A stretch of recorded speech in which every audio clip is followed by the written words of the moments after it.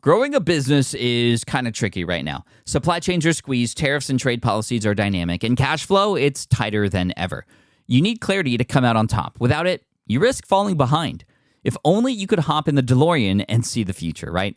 Thankfully, there's NetSuite by Oracle. NetSuite has real-time forecasting to help you move ahead with confidence. This is your AI-powered business management suite and the #1 cloud ERP. Trusted by over 42,000 businesses, NetSuite brings accounting, financial management, inventory, and HR all under one roof. It's your single source of truth, giving you the data and control you need to move quickly. And with AI built in, you can automate the busy work and focus on strategy. NetSuite helps you see what's stuck, what it's costing you, and how to pivot fast. If I were running a business with a lot of moving parts, I'd use NetSuite for full control over everything. Tame the chaos with NetSuite. If your revenues are at least in 7 figures, download the free ebook, Navigating Global Trade, 3 Insights for Leaders at netsuite.com/SPI. That's netsuite.com/SPI. The perfect product launch. It's the goal for every brand marketer. High heat, fast sellout, and fans posting recipes like trophies. What do Sydney Sweeney's soap drop, Taylor Swift's tickets, and your next launch have in common? Well, they're not bought, they're bragged about. Fanfare turns your drop into a moment. Fanfare cues real fans, blocks bots, and builds launch experiences worth screenshotting. Want hype without the heartbreak?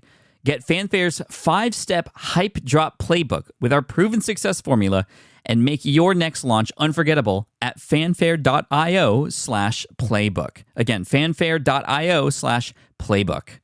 Software isn't as hard as you might think, or it doesn't have to be as hard as you think. I think it scares a lot of people off. They think, doing, a course or some other digital product that is not software is just so much easier. And in some regards, that may be true. But software really does come down to the basic principle of find the problem that your audience has, find the solution for that. And if you can explain your thoughts in a Google Doc really well and talk to a developer about that, you can get somebody to build it. Hey, we have a guest who's back on the podcast since episode 66. This is episode 701, the first one after 700. Thank you for helping us get here, which is wild. But this is a person who is hundreds of episodes ago. So we're talking over a decade. His name is Spencer Haws. He's the founder of nichepursuits.com website and a person that I've been friends with and connected with for a very long time, obviously. And this was back in our niche site duel days, building websites about specific keywords and ranking them, generating an income from them. And he had built a software back in the day called Longtail Pro, which he later sold. We're going to talk about that a little bit. But he wants to encourage you to figure out ways to profit from building software that solves a problem for your audience. We're going to talk about his latest venture, Link Whisper, as well as some other projects that didn't do so well and the lessons he's learned from those. This is session 701. Thank you so much for being here. Spencer Haws from nichepursuits.com and Link Whisper. Here he is. I know you're going to love this one. This one's great. You're listening to the Smart Passive Income Podcast, a proud member of the Entrepreneur Podcast Network, a show that's all about working hard now so you can sit back and reap the benefits later. And now your host, his phone ringtone, it's the Rick and Morty theme song, Pat Flynn. Running a business means legal questions are inevitable. Is this contract or agreement solid? What can I do if a client won't pay me? Am I set up properly for taxes? Well, rather than trying to navigate all of this on your own or searching endlessly online, imagine having a law firm on your side without the high hourly rates. That's exactly what Legal Shield's small business plans offer. With Legal Shield, entrepreneurs get access to real legal support, contract reviews, collection letters, guidance on business formation, and even help handling IRS audits. Members can book consultations, upload documents through the app, and work with a provider law firm that understands small business laws in your state. You also get proactive help on tax and trademark questions so you can stay ahead of legal risks. And if a client delays payment, Legal Shield can send professional collection letters to help you recover what you're owed, all for a fraction of what traditional attorneys charge. Go to LegalShield.com/SPI or call 833-570-9980 to learn more and get big business legal support without a big business budget. That's LegalShield.com/SPI. While DIY website tools are everywhere, most fall short on design and performance. Hit publish. Framer ships your site worldwide in seconds. No code, no compromises. Framer is a powerful, user-friendly platform that delivers developer-level results without writing a single line of code. Make your designs move and convert with Framer. Framer brings your site to life with powerful animations, dynamic content handling, and a design-first approach that helps your site stand out. Framer is the design-first, no-code website builder that lets anyone ship a production-ready site in minutes. Browse hundreds of pixel-perfect templates or even design something of your own on a totally blank canvas. Add bold animations like appear effects, text effects, scroll and looping animations, and much more in seconds. And it's free to start. The built-in AI handles the heavy lifting of generating starter layouts and can even translate your entire site to any language. On the back end, you'll get responsive breakpoints, built-in hosting, a flexible CMS, and privacy-friendly analytics. Ready to build a site that looks hand-coded without hiring a developer? Launch your site for free at framer.com and use code SPI to get your first month of Pro on the house. That's framer.com, promo code SPI. Framer.com, promo code SPI. Rules and restrictions may apply. Spencer, welcome back to the Smart Passive Income Podcast. Thanks for joining me today. Pat, it's an absolute honor to be back on the Smart Passive Income Podcast. And, whenever we have like another or a person who's been on the show before, usually it's been, a couple years, maybe 3 or 4 max. But for you, you were back in episode 66, bro. That was over 10 years ago. That's a long time. I know. I was just looking at that 10 years ago, a decade. I have a couple more kids. Maybe you've got more kids, got more gray hair, but it's been a long time. So I do. And it's coming out of my chin now. Yeah, I love it. Which is wild. But I know a lot has happened. When we were last talking here on the show, you were the owner of something called Longtail Pro, which was a software that I was using for a lot of the niche site related stuff. Are you still dabbling in those kinds of things from niche sites to software today? To a certain regard, yes. So kind of the definition, I think, of niche sites has changed a lot, right? Back in the day, it used to be really small little niche sites. I'd build a ton of them. I've evolved, and so I still have a few niche sites, that I put more time into, right? So I've got like 3 or 4 sites that I focus on and try to grow instead of a huge portfolio or something. I sold Longtail Pro in 2016, so quite a while ago. I actually exited that business, but that first experience with building a software tool has led to a total now of 4 software tools, some with varying degrees of success, and one in particular that I'm focused on now. So definitely still involved in the software world and the niche site world to a certain degree. Nice. I'm curious on the software. Did the success of Longtail Pro open up more opportunities for you to explore other spaces outside of what you were doing, or did you kind of create new software that kind of was in the same industry? Because I know some people who are like, I'm done with this, I sold it, I want to, grow coffee in Hawaii now, right? And do something completely different. Like, how much did you stay in that realm with your next project after you sold? I've had nichepursuits.com, my blog, and that has always been active, and I've always continued to do that. So I've always been in the sort of, call it the SEO, niche site, affiliate marketing world. But when I sold Longtail Pro, I actually dabbled quite a bit in the e-commerce space. Believe it or not, I had a pillow brand that I launched on Amazon FBA. And so I was selling, pillows for about, I want to say 3 to 4 years that I had that brand and sold that brand in like 2018 or something like that. And so, yeah, it was awesome. It was a lot of fun. It was sort of a need out of my own need, right? Like, pillows, I really like thin pillows. For whatever reason, that has just been my thing. Really thin pillows. And I could not find anything selling on Amazon that was just as thin as I liked it. And so I outsourced it to China, got a manufacturer, created really thin pillows, listed it up on Amazon. I was like one of only 2 listings that were clearly calling out like thin pillow. No way. And they started selling like the first week. So this is back in 2015 or something, I think, is when I first started doing this. And so I grew my portfolio of pillows to like a dozen different pillow varieties, like most of them being thin. And it did really well. It was, I don't remember at its peak what it was making, but it was netting like 15 to 20,000 a month, like bottom line for me. Dude, that's wild. Sold it for like 450,000. The whole business, I decided to get out of the Amazon business, like I said, in 2018 or something, sold that. And so, yes, I've dabbled with different things. I've done e-commerce. Like I said, I've tried a couple software things. All the software things I've done have been focused on the sort of niche pursuits audience. Did you use the pillow situation as sort of a case study for niche pursuits as like an arm of Niche Pursuits, like an e-commerce kind of section of the brand? Yes, absolutely. So produced a lot of content. That's cool. Actually brought on people to my podcast, interviewed, Amazon FBA experts and e-commerce experts, like had Steve Chu and Chris Guthrie and other people at the time that were, very involved in e-commerce, and also was able to demonstrate how to build a niche site associated with an e-commerce brand, because that's something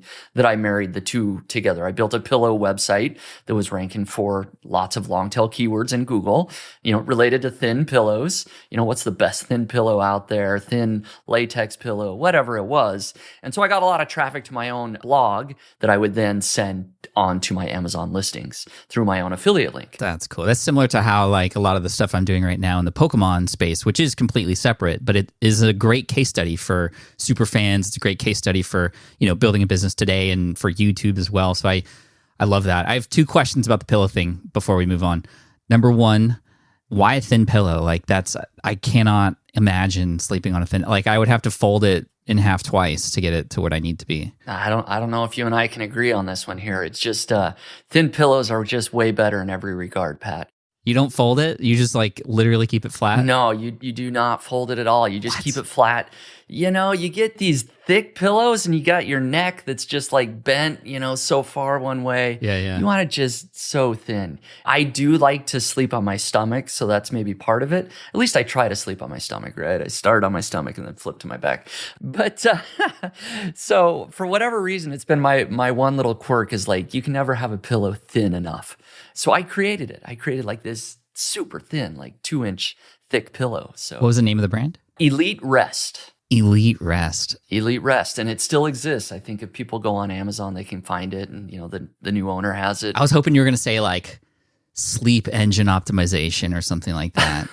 That would have been so good. And then you would have a podcast called Pillow Talk. That would have to happen. Yes, absolutely. If I were to go all in, I would launch the podcast with it, and then maybe have an app, right? To like calculate what's your perfect pillow height, right? Like how thin does it need to be, right? So that's awesome. Again, I love the idea that you used that as a case study. You did really well there. So you went from the pillow to why get rid of it? Why not just keep it as a cash cow? Why walk away from e-commerce entirely? Yeah, it started out kind of as an experiment. Like I said, hey, I've got this problem. Can I find the solution? I did. I wanted to dabble. So it always was kind of a side project anyways. I didn't go even bigger because there started to get a lot of competitors come onto Amazon over the years. Like I said, I was only like one of 2 listings that was like thin pillows. Within the next couple of years, everybody uses Jungle Scout and sees how much you're selling on your listing. And all of a sudden I've got, like 20 listings that are all selling like almost the exact same pillow. So it got a lot more competitive. I didn't have a lot of other directions that I wanted to go with it. It kind of just, I had created the thin pillow that I wanted, and I grown the brand, done really well after a few years, just decided to exit and move on to other things. That's cool. I also like that as a case study because it's completely outside of the Niche Pursuits sort of audience. It's like a brand new audience that you have to find and optimize for. So it's cool that you were able to, again, prove yourself there. And so after the pillow stuff, what was the next move from there? Back into software, it seems? Yeah, I did. I launched a couple of different software tools that were kind of what I'll call bumps in the road software tools, right? Like after I sold Longtail Pro, which I have shared the numbers there, it was a 7-figure exit. It was a great exit. And so I felt like, hey, let's try to replicate the Longtail Pro success. So I built something called Table Labs, which was a software tool to help you build Amazon comparison tables. So Amazon associates would compare, a bunch of different products, create beautiful looking tables right on your website. I had a great audience for that, put a ton of money into it, spent like $100,000 getting this software tool developed. And it never really made much more than a couple $1,000s a month, right? And I kind of just felt like, I either missed the mark in understanding how large the potential audience was there or what exactly it was. but it was not a huge success. I launched another little WordPress plugin that was called AMZ Image that just helped you quickly insert images into your blog posts that were from Amazon, that were compliant because it used the API to pull the images and everything like that. And that was never meant to be a huge thing, but that one I only spent like $600 developing, and it made almost as much as the Table Labs software tool. So I had a couple things that I tried that didn't work as well. And then eventually I landed on what I'm currently doing, which is Link Whisper. We can talk about that's been, much more successful. Yeah, I definitely want to hear about Link Whisper. If you could go back to the point at which you were thinking about creating these additional software products after the pillow thing, what would you have done differently now that you know what you know? I think I would have spent more time figuring out what my customers wanted and if they truly would be willing to pay the price that I was planning to charge. To do some more market research. I mean, I hate to say that because I feel like I do a good job of doing market research. I felt like I found a gap. There were some plugins that kind of, would let you insert tables, but this was just way more customizable, better looking, I thought. But I would have spent more time probably in conversations with my audience to really dial in, okay, are you really willing to spend $97 a year for this, right? Or $20 a month or whatever. I tried different price points. I tried monthly, I tried annual, and I could never get anything that like people just loved. And so I kind of feel like I missed the mark there of how badly people wanted a solution for that problem. Well, I appreciate that. I mean, this is why I tout so much about validation and, like you said, literally having more conversations with customers. You can never have too many, really, leading into the validation sequence of a product and such. So do those products are they still out there and kind of just servicing the customers, but kind of you're not really pushing hard on them, or did you kind of close them down? Right. They do still exist. I actually exited both of them, right? They were making money, but I felt like, these aren't going to be as big as I thought. And so I sold them, right? So they both do operate under different owners. They still exist. They're still active. They're both good tools, but the market size for both of them is small. So you've had a lot of experience now selling businesses, big and small. For those two software products, like how did you, with all that previous experience selling, like what was the route that you took to sell them? Or did you already have like a person in mind, or is there a marketplace for that kind of stuff? The route I went was probably something not many people can replicate, simply because I have an audience. I reached out to my audience. I emailed my audience. Makes sense. And said, hey, I'm selling these. And I was just very upfront and honest. I said, hey, these haven't turned out to be, huge successes. They're small projects, but they're making, $1,000 a month or $2,000 a month. If anybody's interested in this, reach out and let me know. So that's how I was able to find a potential buyer for those couple of projects, which is awesome. And as you know, Pat, just having an audience that is active digital marketers, there's a lot of unique things you can do with your audience. For sure. But there are marketplaces that you can go and sell your business, but I haven't used them for my software tools. So nice. I think Empire Flippers or Flippa, and there's other marketplaces and stuff in case anybody's curious. Yeah, as you get larger, there's Quiet Light Brokerage or FE International that tend to focus on like SaaS or software tools and stuff. Speaking of software, let's talk about Link Whisper. Where did this idea come from, and how did you, or what did you do differently here to ensure, if anything, or maybe it was just luck, that it is now experiencing the success it has today? Yeah. So Link Whisper, how did I come up with the idea? Well, the way that I've come up with the best software tools in my experience is through kind of experiencing that firsthand pain, right? Having that pain in your own business process. And so I have always built a lot of websites and been very active doing SEO, producing content. And a big part of that is building internal links for SEO, right? Linking to other articles on your site as a signal to Google that, hey, these articles are important. Or when you first publish a brand new article, the pain that I was finding, in particular with niche pursuits, to be honest, because I really ramped up content production there, I was finding that, okay, we go through this whole process to get an article published, we hit publish, and then we're done, right? Well, not really with SEO in particular. You need to either build external links to that article or build internal links to that article. And so I was just finding this this little pain point of like, I've gone through so many hours and now I need to go find other articles. I need to link to that. Or as I'm writing an article, I need to, make sure I'm interlinking properly. And then the real pain came when realizing, you know what, I have like 1,000 articles on my site and I haven't always done this process properly. Now I got to go and find 500 of them that don't have internal links pointing to them.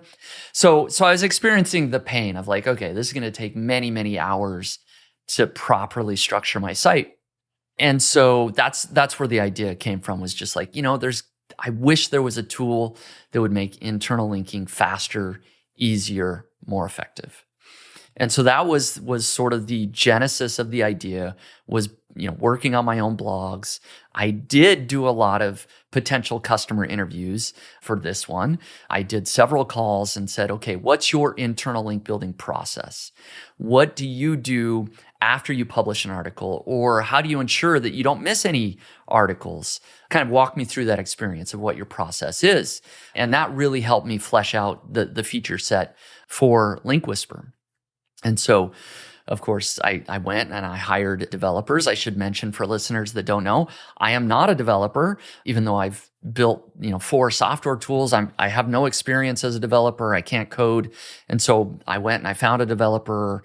I shared my idea, and it's not super advanced or complex in the way that I do it, but like it's literally like a Google Doc. I'll type out like, here's feature 1, bullet point, here's feature 2, right? And I have to work with a developer that's like smart enough to go, okay, he wrote it down, now let's like make it code, right? And so I've been able to find some great people to help me do that.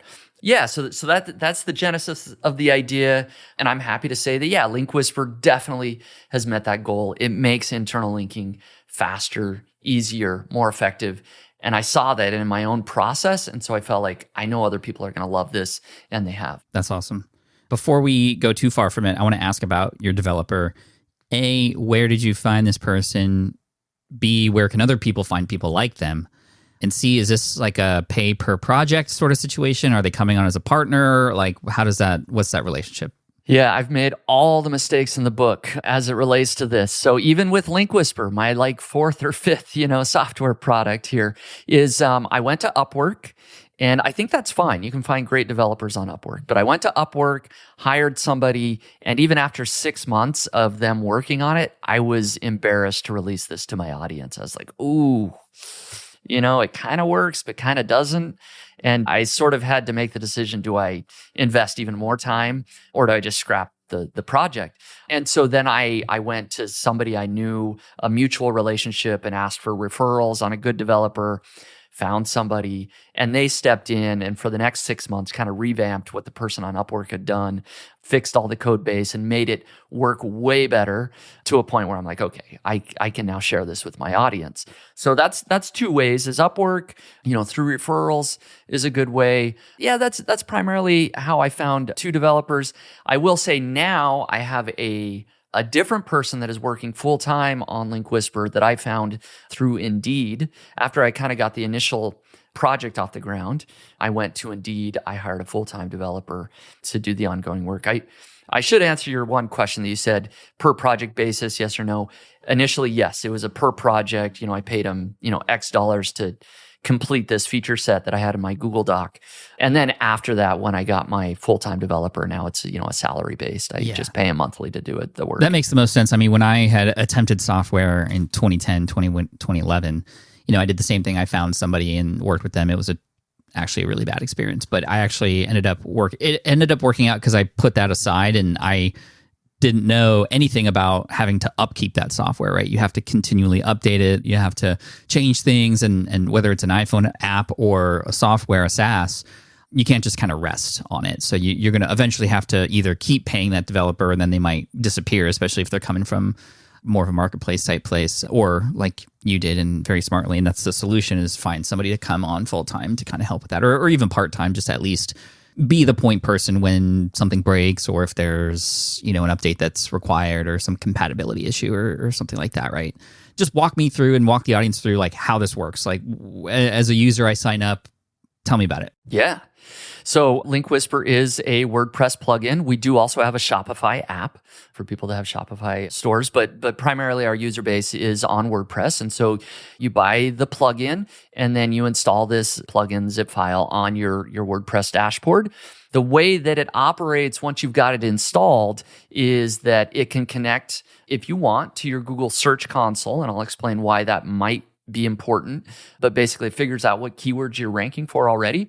And then as you're writing a new draft of an article is kind of where the magic happens, right? Is you're in your article, you're writing, you've written up your whole article, and then just below that draft, Link Whisper has internal link suggestions. So it reads, your sentences, your paragraphs, and it says, okay, you're talking about thin pillows in this sentence, and it will suggest the anchor text, thin pillows, and the article that you have about, best thin pillows or whatever it is, right? And it will suggest all these relevant internal links. All you do is check the boxes and hit, add, and that will add those internal links to your draft. And that's pretty much it in terms of adding to content that you're writing. And then on the other hand, like I said, you're not done when you hit publish of an article. So once you publish your article, you then need to add internal links to that new article. And Link Whisper will do the same thing. It will suggest, okay, this, article is about memory foam pillows. And so here's the 10 articles that have the phrase memory foam pillows in them on your website already. It will suggest the anchor text. You can click the boxes next to those suggested internal links, hit add, and it automatically adds them. You don't need to go to those 10 individual articles, add the anchor text, add the link. Like Link Whisper just does it, right? It's done. It adds it in WordPress for you. And so huge time saver. Makes it so much easier. I guess the final thing, there's a few other things it does, but the final big thing is the reporting. Just Link Whisper has a ton of internal link reporting. How many links does every page have? You can expand that and see, okay, what anchor text are you using? Are you really targeting the right keywords that you should be? And so you can add and remove links very, very quickly through the reports functionality to just better understand what the structure of your site looks like. Dude, that's awesome. When this came out, how much of it was built? Like, was there an MVP model of this when you launched it? And when you launched it, what was your sort of marketing strategy there? Yeah, there was an MVP. It essentially had the functions that I mentioned, but they're much, much more robust now. And my marketing strategy, again, fortunately, and this is I think definitely applies to listeners out there. Fortunately, I had an audience built in that I could essentially email my list, right? And I could send this out to potential users. And that's how I launched it, was just through my own email list, my own audience. If I had a different brand, I would be looking at how can I monetize my audience with software tools, right? I think maybe that's the takeaway here is that, hey, maybe you've already got an audience and you have never thought about software as a potential way to monetize that audience. Emails, social media, YouTube, everywhere I could spread the word about through my own audience. And then after that, I reached out to affiliates and started building up potential affiliates to promote that to their audience as well. I like it. And so how many years has it been up and how's it doing? Yeah, so launched it in 2019, mid 2019, so almost 4 years now. And it's doing very well. It's doing very, very well. I may be biased, but it definitely is the number one internal linking tool for WordPress in existence. And have many testimonials to back that up. But there's between free and paid users, because there is a free WordPress.org version, there's 35,000 users. So a huge audience. A lot of large websites do use Link Whisper on their sites. Some that have shared publicly are like Forbes.com and many others that now use Link Whisper as their go-to tool. It's very successful. It's done very well. It's surprised even me, to be honest, how well it did. I sort of thought, hey, this is going to be a nice little niche business, right? Maybe make a few $1,000s a month, but it's surpassed that, and I couldn't be any happier. That's awesome. Well, congratulations on that. I mean, this is something that is seemingly even bigger than what Longtail Pro was or had become. What's your ultimate plan for this, if you know, for the future? Yeah, so we still have lots of development plans for it. So a lot of functionality that we want to integrate. Maybe I'll tease one that we're talking about, but is definitely integrating AI, artificial intelligence, into the I was going to ask about that. Yeah. internal link suggestions to just make them even better, more relevant. Yeah, there's a lot that you can do with AI to help a tool better understand what your whole website means, right? And so that's a pretty big project that we're planning on tackling. So pretty excited about that. But eventually, as you may have sensed my pattern in the past, I probably will exit the business. I don't know when that will happen, but eventually I'll sell the business. And I'm building it in a way so that I can't step away from the business, right? So that I've got employees in place. I've got a full-time, marketing person, customer, support staff, full-time developer, right? And so if I were to sell it and walk away, the business should be able to run without me. And then what? Like, are you going to keep building software, or like, are you going to, like, what's your ultimate goal? Like, do you have bigger things outside of software that you want to get into that this will kind of be the stepping stone for? Or like, I'd love to know a little bit more about what's going on in there. Man, Pat, you're asking the deep questions here. So I'll answer the surface level one. Okay. And then we'll maybe go deeper. But I actually do have another WordPress plugin under development right now. Not surprised. That's called Rank Logic. People can check it out if they want. It's like beta testing right now, so it'll be a couple months before it's really ready. So I have that other idea. I don't know if I'll do any more after that. The deeper question I think that you're asking is like, okay, do I just keep building little software tools and selling them, or am I gonna, I don't know, go into basketball cards and compete with Pokemon or something? Yeah, man. I don't know, man. Seeing what you're doing with Pokemon looks like so much fun. I'm having a blast, that's for sure. Yeah, I would be tempted to do something that's more quote unquote fun, right? That's maybe less about worrying about revenue numbers or something. But I don't know, to be honest, like what I will do, or if there will be a big next thing. I think I'm 2, 3 years, 4 years older than you, maybe, Pat. I don't know. I start to get to the point where my oldest just graduated high school. I have 2 in high school. I start to think about, what does life look like either when they're gone, or do I keep working?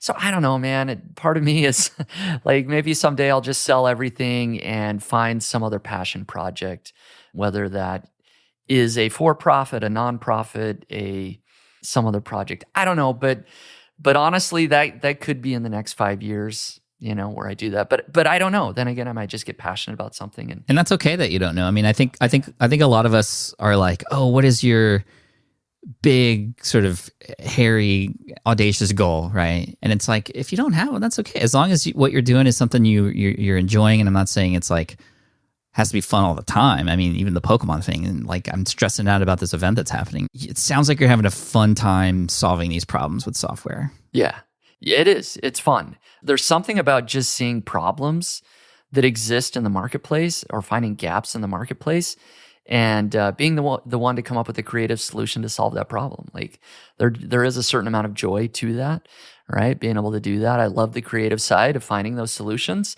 And so where that will lead, I don't know.